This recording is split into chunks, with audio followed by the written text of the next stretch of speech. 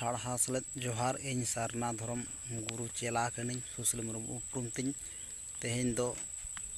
सान बोंगा जारुम महाकान माहित दो बारगेल बार 2025 मा ऑलचिकी तक मेने तबोना जा करे एका एतम को सामान बचे लेनखान एंगाज को अपन को ñal सुजे सामटा सुजे तबन पे ऑलचिकी जहाँ गुरु गमके ओलाखात आबो सारना धर्म ना ग्रंथ पतब से धर्म पुथि तो हितेल कान हितेल दो पे हटिंग ते मेना आकात हिते हितेल होते हर सेरें बाते बांखेड़ पिया मेन लेखांगे नवा सनम खाना बुझा आएगा इनको अपन को ले तमना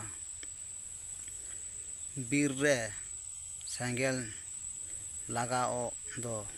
जो को रापा को ओना जम जम उनकिन इसिन जम हकिन चेत केत नवा आबोआ सारना धर्म हित हर बार जहाँ मेना ओना दो सानाम लेखाना गुरु गमके पंडित रघुनाथ मुर्मू ओला सानाम लेखाना मेना आकात मा इना कॉन्टैक्ट नंबर 7363039995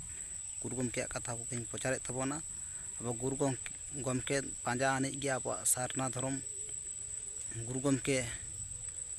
सारते सगुना कान ओनाते अब तो सारना धर्म मानवा काना बन मा गाइन को अपन को जहाँ को एतम को समा पाची लेनखान